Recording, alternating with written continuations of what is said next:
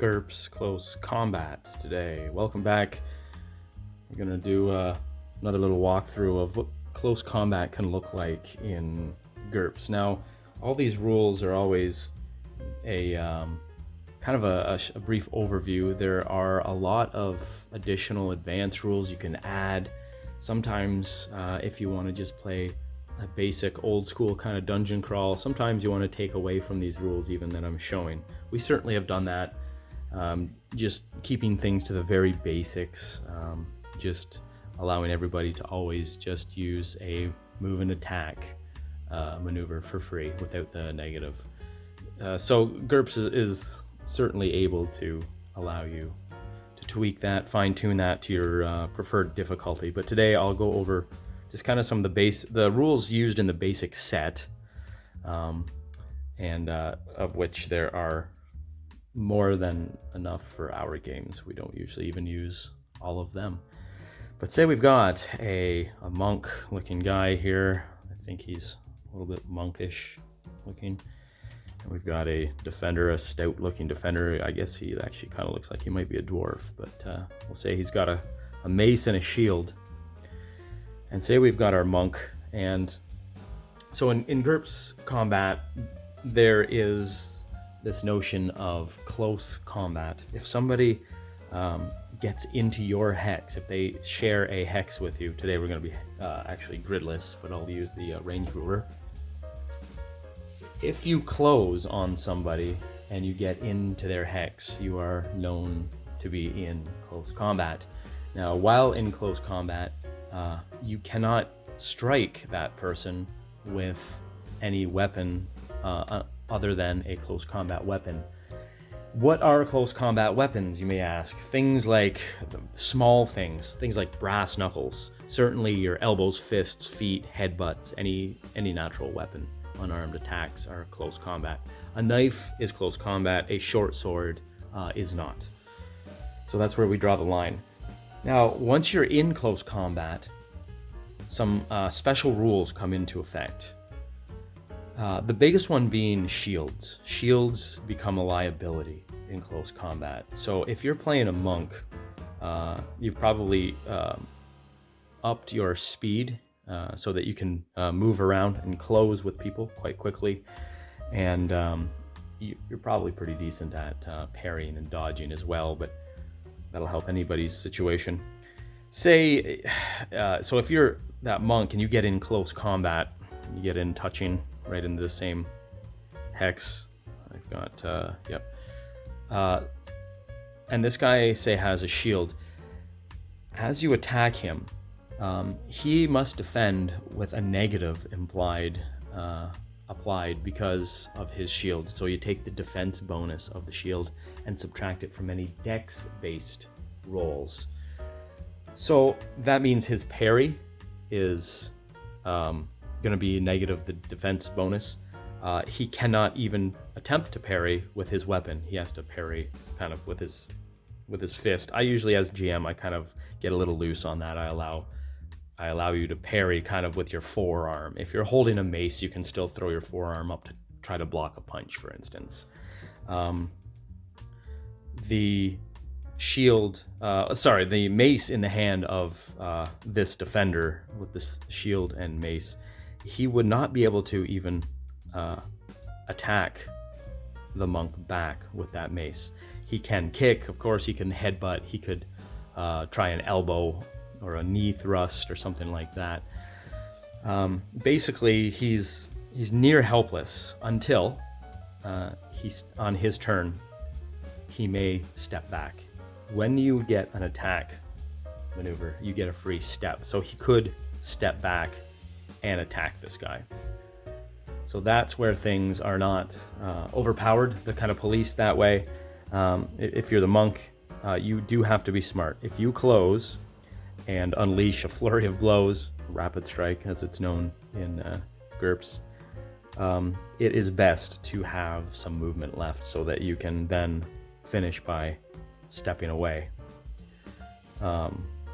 And assuming you've got the greater movement, as this guy backs off, you can just keep closing and getting inside. This stuff, since GURPS doesn't have an attack of opportunity, as many D20 games do, you are free to engage and disengage pretty much at will without fear of retribution.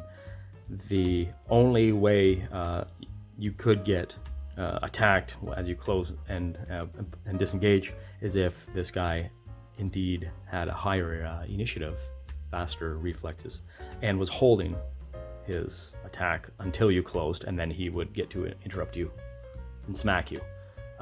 And he could do it before you close into close combat, so he could actually use his mace. So it's not a end all be all tactic doing the rush in to close combat and engage. You can still get your head bashed in pretty quick, but if you work it with a good movement, you can certainly in and out, get a couple shots in and move away fairly easily.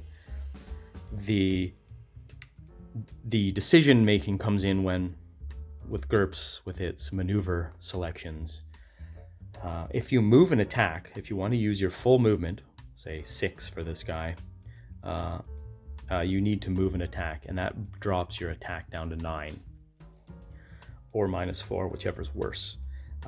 And then you could, move in, use the range ruler here, say he's got 6 movement. Yeah, he can make it. He can move in 3, attack, and then move back. It takes 2 movement points to move back 1 hex, so he could use 2 movement points and move back 1, maybe 2, depending how far he had to move. Or he could continue on. You'd have to use 1 movement to turn a side, a hex facing, and then move 2 hexes away.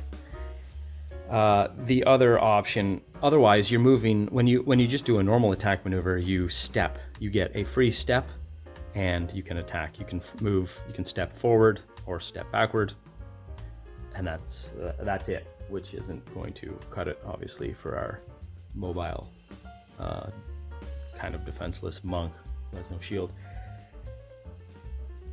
You can complicate this further by, as you engage, say he's a thief and he wants to shiv this guy, he can get in there close, right up into his grill, close combat inside the shield, and he can make an all-out attack, so that would give you half your move.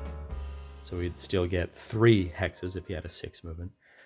Half my move, come in, he can grapple with 1 hand, and if he succeeds, he's basically grabbing the collar of the target and then shivving, knifing the guy with the other hand in close. And this guy in close would have very little defense, because with the one-handed grapple, it's kind of a -2 is inflicted to your defense. So it's just a little bit harder to defend against. Maybe a -1 I'd rule, depending on the situation, strength differences and things. But needless to say, if you can get in there, if you spend your maneuver doing an all-out attack, so you're forfeiting all defenses now, you can grab the guy, inflict a bit of a defense penalty, and then try to knife for the vitals or something like that. And if you've got the movement, then you just turn and disengage.